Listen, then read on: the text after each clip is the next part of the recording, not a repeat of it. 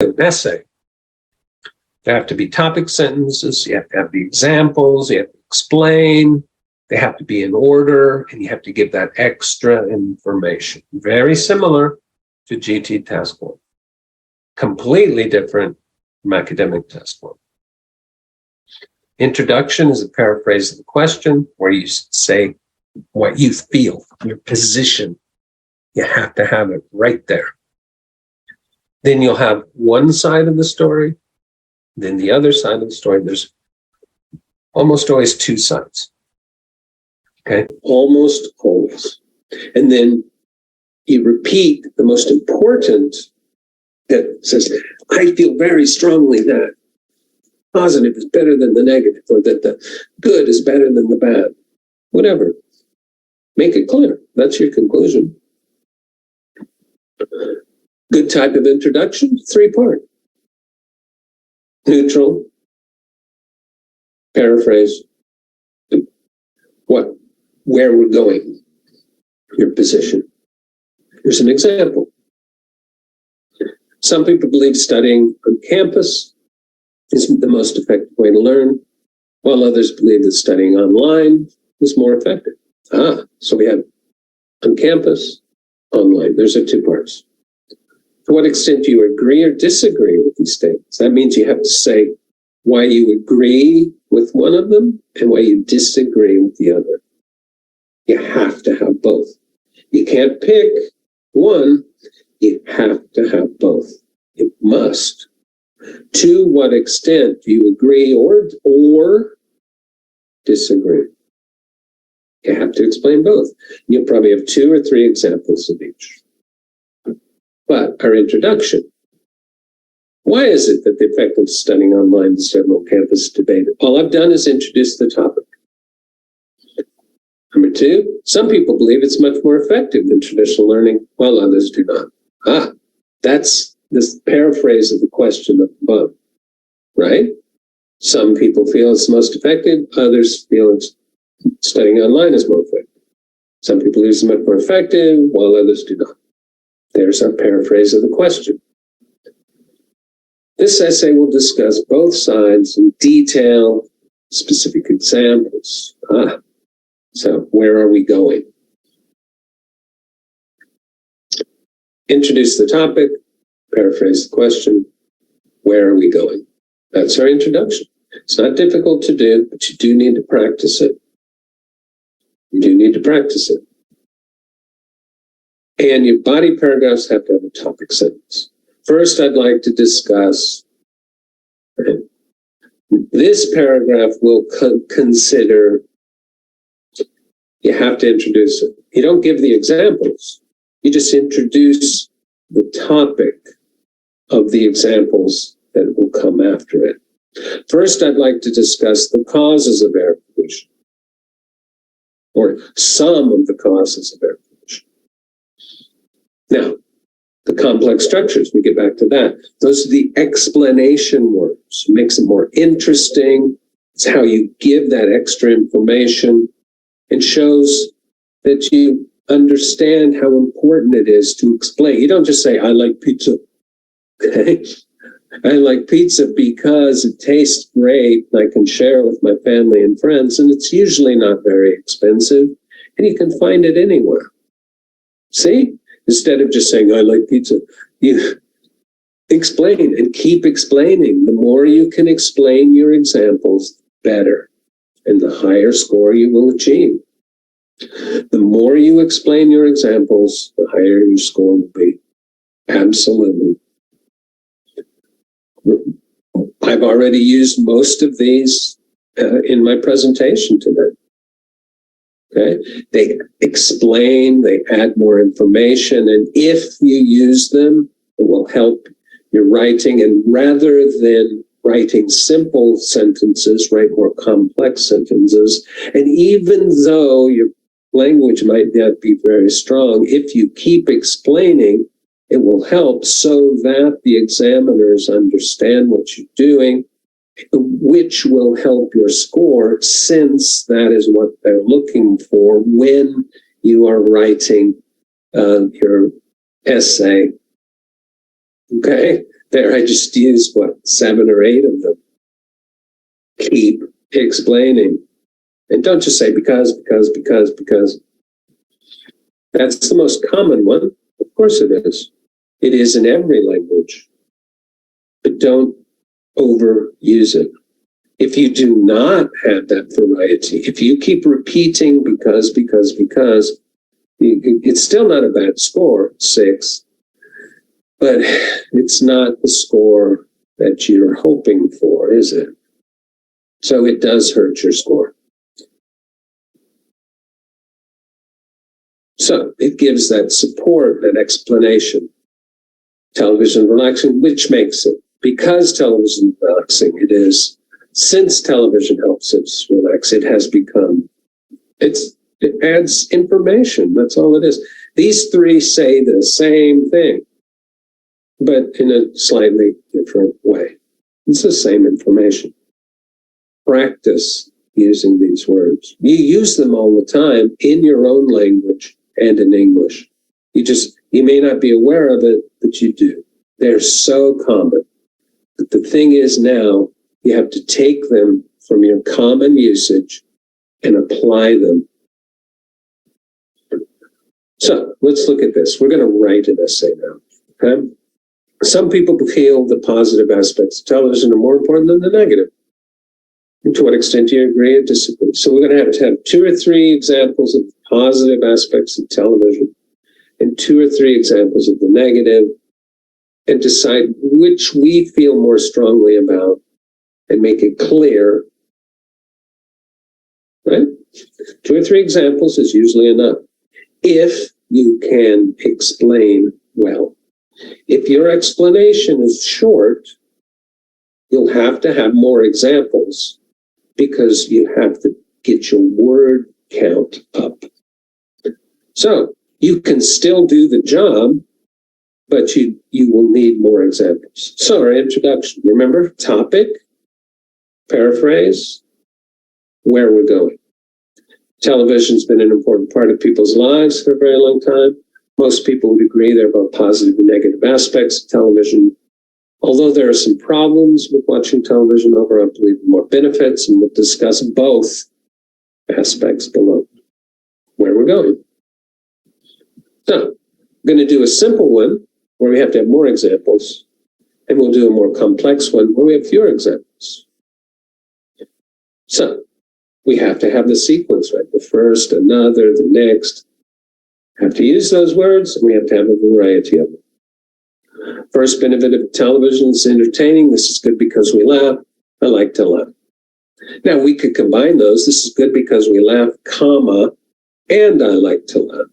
That would be better, wouldn't it? Another positive aspect of television. It is good to learn, so TV helps. And I think this is important. Remember, this is a simple version, but what it does is it has the sequencing, first, another, third. It gives the example, entertaining, informative, and free time.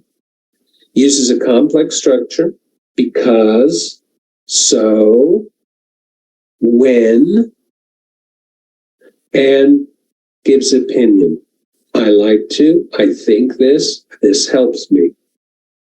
Sequence your example with a complex structure and your opinion. If you do that, you don't have to have complex language. This is simple language. But you meet the expectations of the examiners to get a band score of 7. You've done exactly what they wanted you to do. You've sequenced it, you have a variety. You've used it vocabulary with a variety. You've used those complex structures with a variety.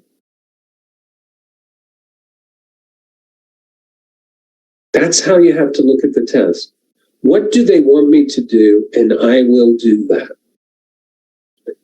Television is beneficial in some ways. That's our topic sentence, right? Beneficial, that's the positive thing. Then I give my 3 examples. But it's only 74 words. We had 3 examples, but it's not very long. So what if we used more stronger vocabulary and described, and supported, and gave more information? Look at that. There's 93 words. We still have the same structure. The first, another, there's our same sequence. Entertaining, informative, there's our example. Complex structures, since, which, and our opinion. In my opinion, productive use of our time. So, we've only got 2 examples, but because we explain, we don't need as many examples. Okay? This depends on your language skill, but what the more simple language skill still did enough to get a 7. This is going to take you up a notch, probably, right? Because not only do you have the structure, sequence, your example, the complex structure, and your opinion. If you have that structure and you can explain well, he'll be doing well. And you have to still have that topic sentence at the first. For initially, I'd like to discuss some of the positive aspects. Right? So there's a topic sentence and only 2 examples. Do we need a 3rd example? Now, we could put a 3rd example, but the thing is, it takes time, and you don't have that much time. So you have to be very careful about writing too many examples. This is 3 examples, and this is 3 examples. It's almost 100 words different because of the level of explanation and support. They're both excellent paragraphs. There is absolutely nothing wrong with this paragraph. Nothing. It's a good paragraph. But it's simpler language and a more simple structure. Which one is going to get a better score? If you can explain and support and describe, you will get a better score. We also have to have, so we've got our positive, we also have to have the negative. Of course. Now we had 2 positive, so we have 2 negative. Sequencing, one of, okay, lazy, there's our example. 1 is our sequencing one, sequence, example, lazy. When, there's our complex structure. A terrible thing to happen, there's my opinion. Also, okay, sequence, hurt our health, example, all right, because there's a complex structure, in my opinion. Same pattern. Sequence, examples, complex structure, and opinion. And a conclusion. State the position again. As you can see, there are clearly both positive and negative issues, but I feel very strongly that. There you go. As you can see, good and bad, but I feel very strongly, that's my position. I'm going to put it there again. And I'm confident that TV was popular in the past, it's popular now, and I'm positive it will be popular, continue to be popular well into the future. What I do there? Get a little past, present, and future, just to put a little more range of grammar in. Why not? There we go. Can you see them clearly? Yes. That's what you want. It doesn't really matter if you can see them clearly. It really matters that the examiner can see them clearly. Don't do this. This is exactly the same language. Does this look good?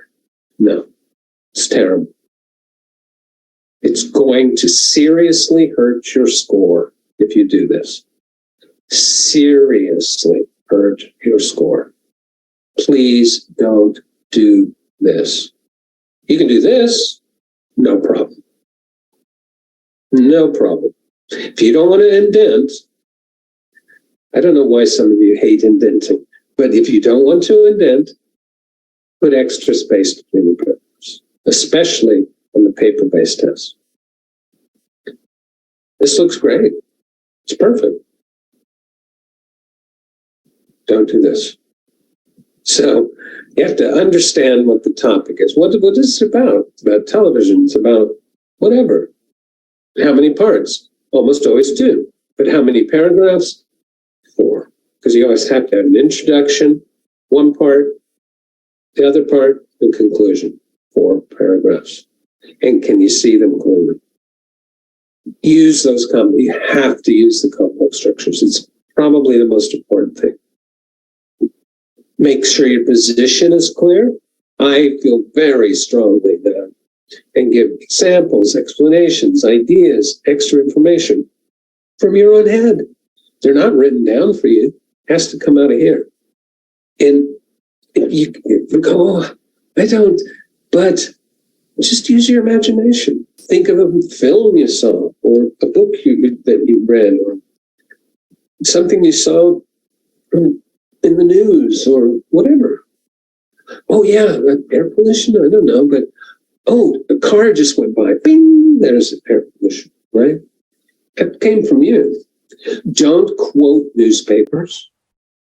Don't say, in the New York Times of January 14th. No. It clearly says in the questions, you have to use your own knowledge and experience. So we just looked at positive and negative. So let's look at some other question types. But I want you to look at the right side first. Right side. Give reasons for your answer, including relevant examples from your own knowledge and experience. That's the same in every question. It's been the same for 30 years, and it'll be the same in the future. Your own knowledge and experience. Do not quote a famous person. Don't quote a newspaper. This isn't that kind of writing. It's an essay. So let's look at the question. Some people believe the increasing popularity of shopping as a leisure activity is a positive trend. To what extent do you agree or disagree? Boom. How many parts? Introduction. Why is it? Why would you agree with this? Why would you disagree with this? And a conclusion. I feel very strongly that. 4 paragraphs. Discussion. Some people believe the increasing popularity of shopping as a leisure activity is a positive trend. Others believe it's harmful. Discuss both these views and give your own opinion. Introduction, why it's positive, why it's negative. Conclusion, 4 paragraphs. Notice pattern here? Multi-part. Shopping is becoming more and more popular as a leisure activity. However, some people feel that this has both positive and negative effects. Why is shopping so popular? What effects does it increase in popularity have on individuals and society? Introduction. Why is it so popular? 2 or 3 examples. What effects does it increase have on individuals? 2 or 3 examples, and a conclusion. 4 paragraphs. 4 paragraphs. There are problems with the increasing popularity of shopping as a leisure activity. What form do these problems take? Do the problems outweigh the benefits of shopping as a leisure activity? How many paragraphs? 4. Introduction, 2 or 3 examples of the problems, 2 or 3 examples of benefits. Conclusion. All right? It's almost always going to be this. There might be something strange, or you might add a 5th paragraph, but don't make a list of sentences. Those aren't considered paragraphs. It will seriously hurt your score. They have to be grouped together. So the positive things, the negative things. Whatever it is, the causes, the results, the problems, the solutions, separate paragraphs. And you must always have the introduction and the conclusion. And in the conclusion, I feel very strongly that, and say which one, make it clear. Doesn't matter. The examiner doesn't care if you like pizza, but they care that you explain why and that you make it very clear why. Okay? So, introduction, state your position, one group of examples, another group of examples, and repeat it at the end. Make it look like this, not like this. Going to have a break just for